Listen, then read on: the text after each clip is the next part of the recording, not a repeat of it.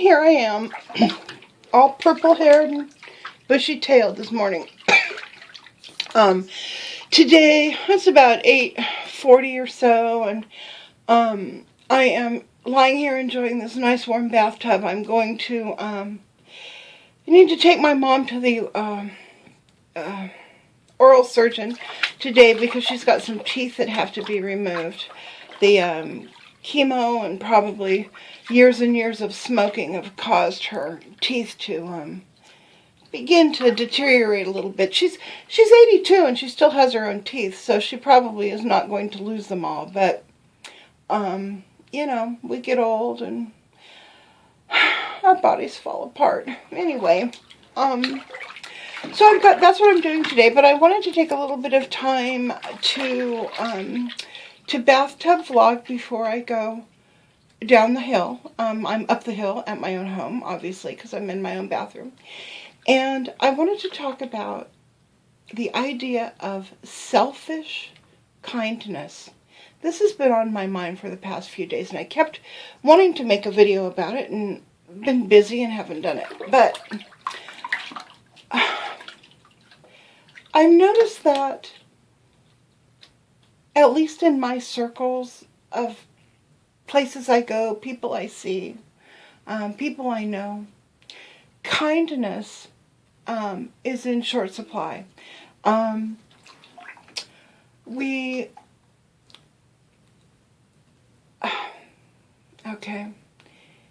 The attempt at kindness doesn't seem to be in short supply. It's as if people are trying to work with one another, but everyone seems to be so stressed out, upset, preoccupied,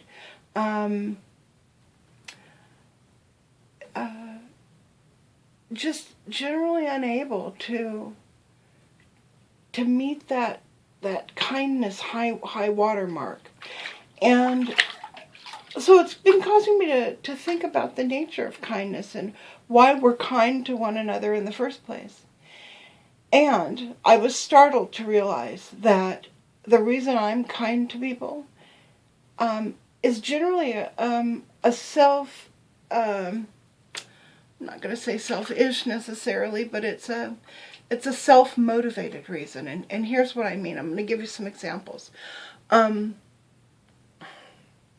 Years ago, when my kids were in high school, I have two boys, and they went to high school in the 1990s. They were that little sliver of generation that sort of got caught between my world and being born digital. They had to learn to deal with the new reality as they were growing up. They weren't born into it. So I think that caused a lot of weird fallout for boys particularly.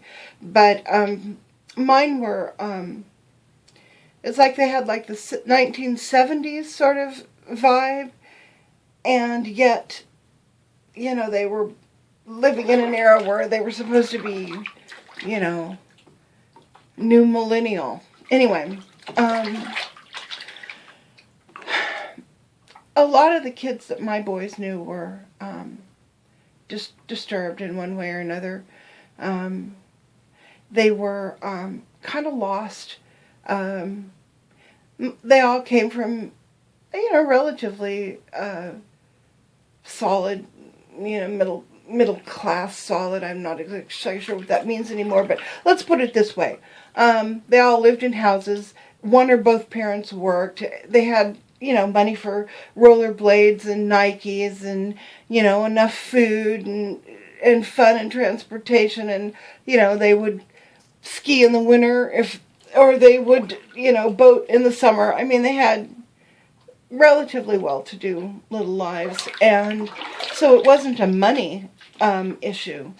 But these kids were lost. A lot of them ended up in continuation school, and or just dropping out completely. They had some very rough times in their early 20s. And some of them didn't survive their early 20s. And that's what I want to talk about. My youngest son had a friend named Chris. And this kid was just troubled and just a very unhappy kid. his parents were Christian and clueless about how to help their son. I mean, they tried everything they could think of. So they ended up sending him to one of these, it's not a, I guess you could call it a brainwashing camp, but back then in the 1990s, there were, and maybe there still are, I don't know, I don't have kids in school, so I'm not sure, but they had a lot of these camps where you could send troubled kids, and they were generally, not always, but generally they were a Christian camp, and they tried to, whip these kids into shape over a 6-week period so they could go back home and go back to school and be functional. Well, Chris's family did that with him, and they sent him to one of these camps, and he came back, and he went back about a week or so, and I was at the grocery store. I came out of the grocery store, got in my car, started to drive away, and I noticed this boy, and he was about 16 at the time. I noticed him sitting on the curb as you come out of the store, and then there's the parking lot. Well, he was there on the curb, just sitting there with his head in his hands, and just sitting there. And I was moved to go talk to him. So I parked my car, I got out, went over, approached him, and he looks up at me, and I'm like, "Hey, Chris, how you doing?" "Oh, I'm okay," he says. And I said, "You need a ride somewhere?" "No, I don't need a ride." "You hungry? Are you thirsty?" "No, I'm not." And so I sat down next to him and just sat there. And it was probably about, I don't know, maybe 2 minutes, 3 minutes that I sat there. Not very long. And we had a conversation in monosyllables, basically. I'd ask him something, or I'd make a comment, and he'd comment back, and it was very kind of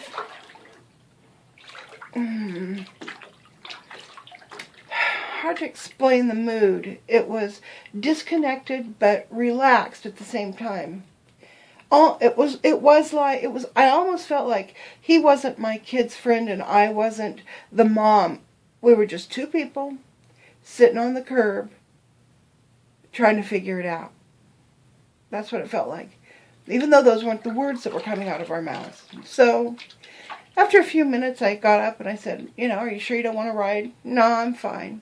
"Okay, well, listen, you have a good weekend. I'll see you later. Have you talked to my son yet?" "Oh, no, I haven't called him, but tell him I'm back." "Okay, I'll tell him that you're back." And by Monday, he was dead. He had shot himself in his parents' bathroom, and his little sister found him. And it was shocking. I mean, obviously the kid was troubled, but, anytime anyone commits suicide, but particularly a child, it's beyond shocking. I mean, I don't know what the word is. It's just the most horrifying thing. And I remember thinking that I was so glad that I had taken the time to sit and talk to this kid. It didn't help him. It didn't keep him alive. All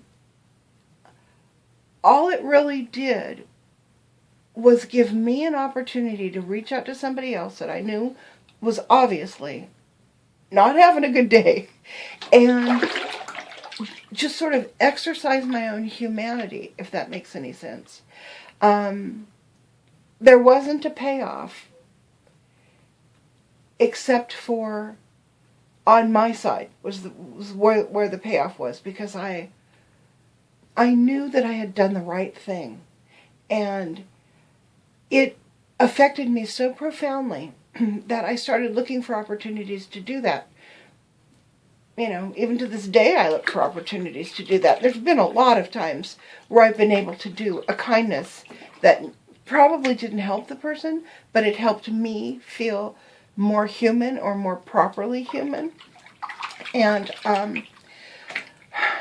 one of those times was my son, my younger son, and I. We used to hang. We hang out a lot together. Anyway, when he was in just starting junior college, I would go over to that side of town and pick him up, and we'd drive over to McDonald's and we'd get some, food, and we'd sit in the McDonald's parking lot and we would watch the show. And the reason it was a show was because our college is in kind of a sketchy part of town, and the McDonald's that we went to is like in the sketchiest part of town. So you had, prostitutes and drug dealers and crazy homeless people and, little tiny kids wandering the streets when they should have been home, and all sorts of shady characters hanging out in that area. So we would sit in the car and we would drink our sweet teas and we would eat our, cheeseburgers, and we would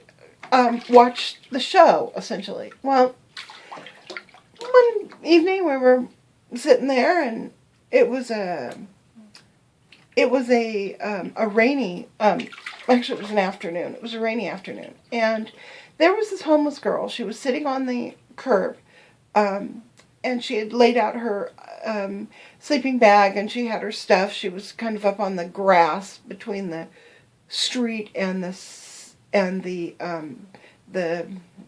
parking lot. And she had laid her stuff out, and she was just sitting there.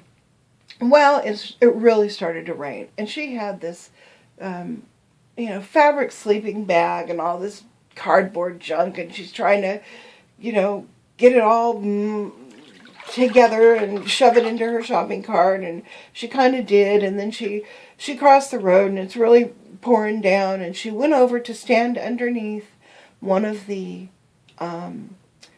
those roofs that they build over gas pumps so that if it's raining you don't get too wet. Well, she was across the street at the gas station, kind of huddled underneath one of these things. And I don't know why I was moved to do this, but we finished our food, and I went through the drive-thru again, and I got a meal, and we drove over to the gas station and pulled up, and I got out of the car, and I handed her the meal, and I handed her a $20 bill, and I said something like, I know this doesn't help you in the long run, but, maybe this can help brighten your day a little bit today. And I just handed her the stuff, and she was kind of shocked that I could tell she was a little bit scared when I approached her. I mean, you could just kind of feel the fear and wariness coming off of her. But of course, after I'd given her the two things and I'd moved to back up, and get back in my car, then I think at that point she realized I wasn't a danger, and she said something like, "God bless you," or something like that. And again, what I didn't do anything. I mean, $20 was going to go into her arm, or, buy as much T-Bird as she could get from the convenience store, or whatever her deal was. I don't know what her deal was, but everyone on the street's got a deal of one way or one stripe or another. Anyhow, and it's like,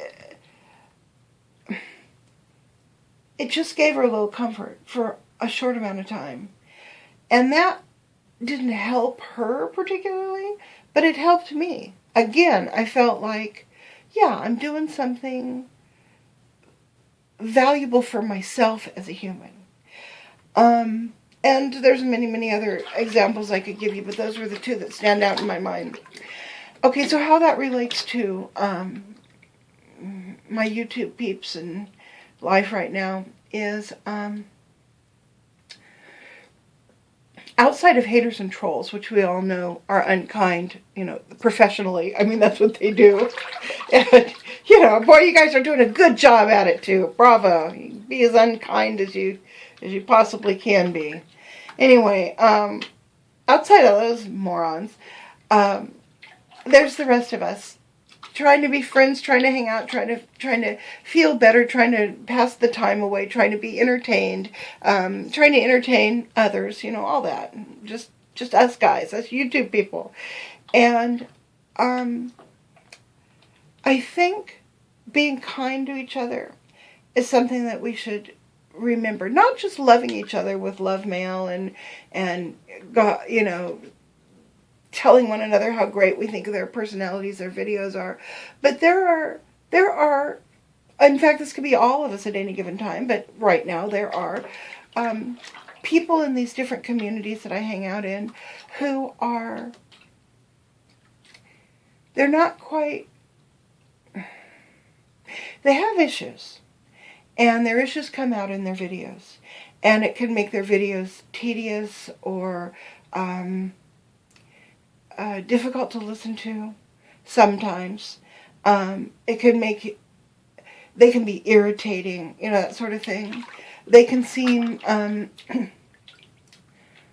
unsophisticated or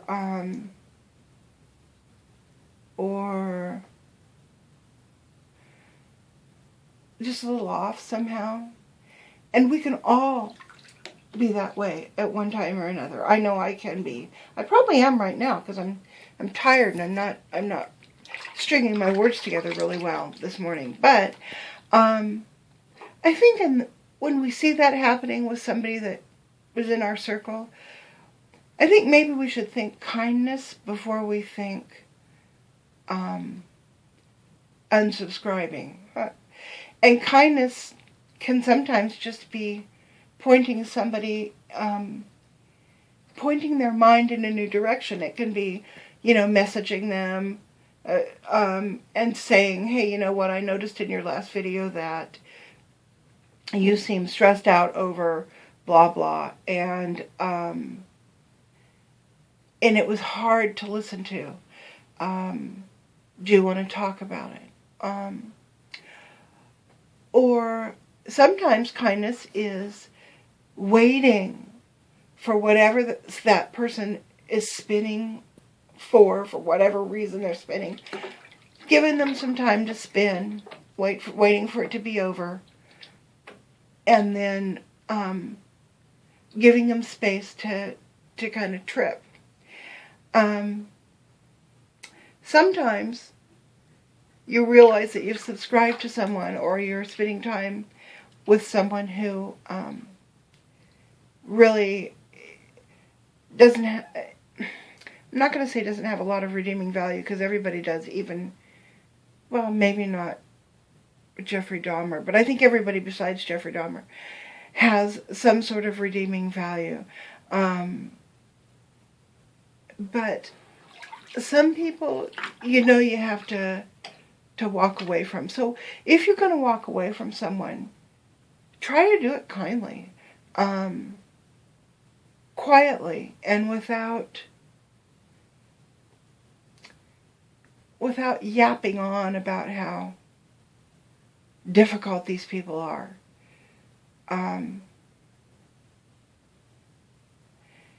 That just feels right to me for some reason. And maybe it's just my personality. Maybe that's just the kind of person that I am. I tend to like to. It's not that I won't engage in a confrontation. I will. I have, and I will continue. But it's that